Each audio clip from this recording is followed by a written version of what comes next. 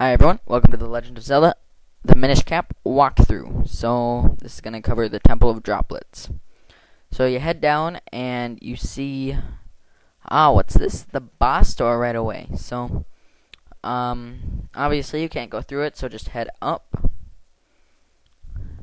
And, this is one of the dungeons in Zelda where we actually go to the boss door pretty early in the game. Or in the dungeon. So once you get up to the top, you can just head up the door and then to the right. And in here there'll be some bugs or beetles or whatever you want to call them. Just head down the stairs at the top. Right here there is nothing you can do at the moment except for pushing the switch. So do so. And you see, since we're in an ice dungeon, we're going to go through the classic Zelda puzzles that you cannot have. You have to have them in every Zelda game, and they're the ice block puzzles. And don't worry, this one seems very easy, but we're going to be...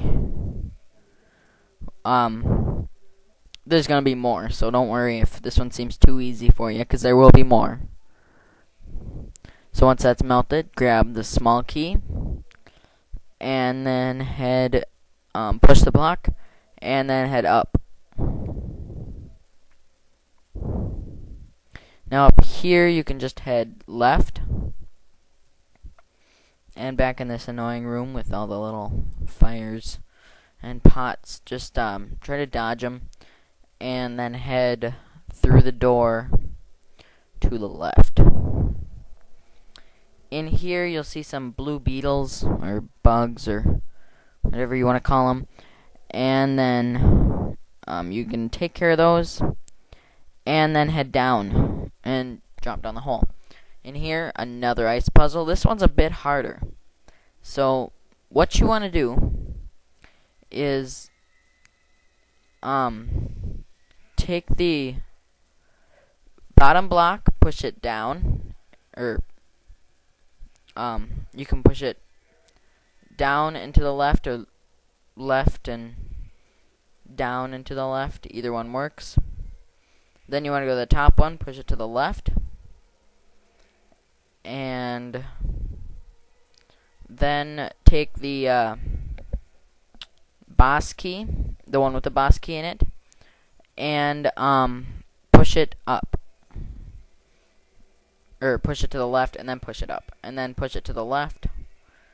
Then push it down. Then push it to the left again.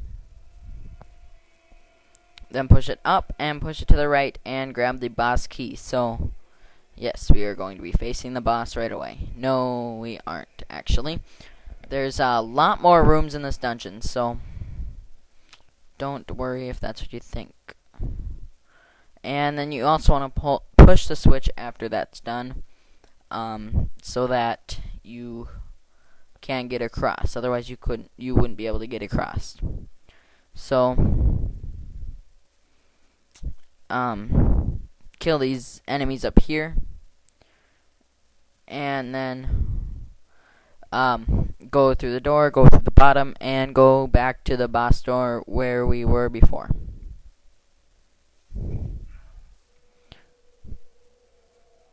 And now you can just head either to the right or to the left.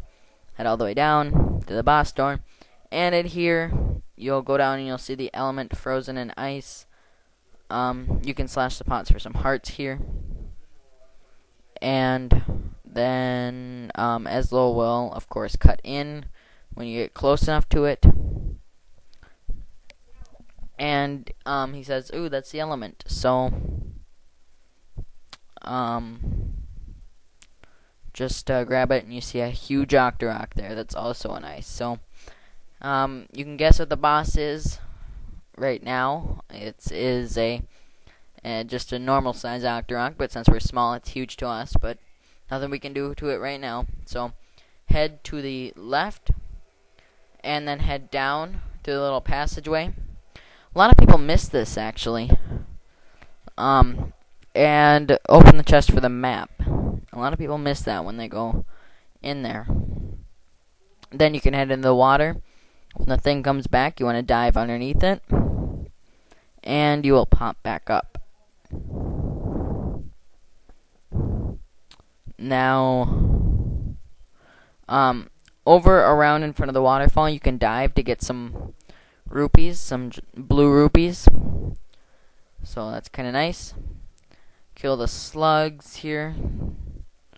They'll also be falling from the ceiling.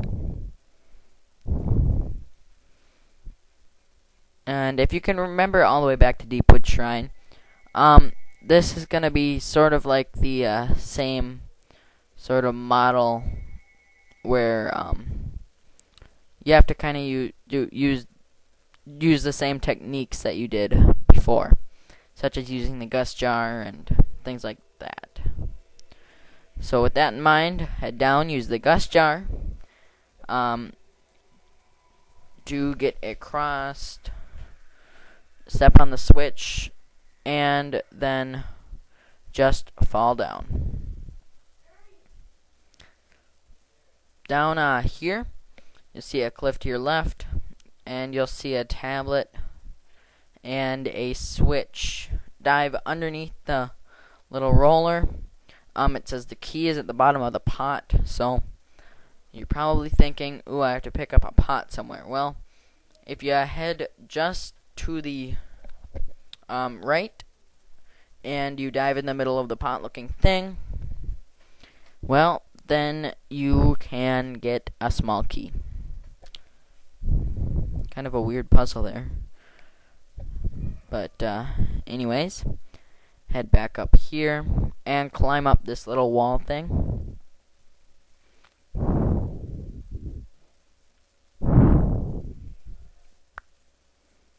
And then push the block up.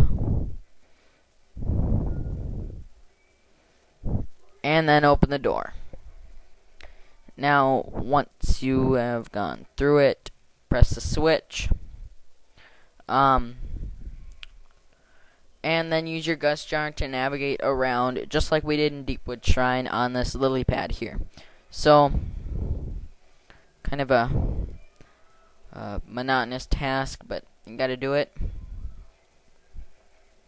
So just keep heading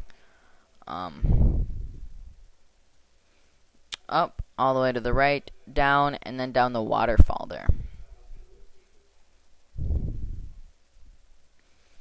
And so now you'll be at the part with the pot, or the pot-looking shape, and the roller.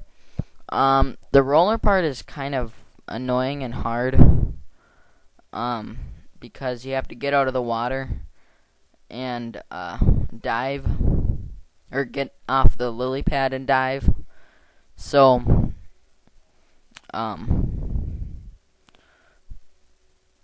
you'll probably get hurt at least once. But don't worry about that. It doesn't do much damage. And then head all the way to the right. Step on the switch there.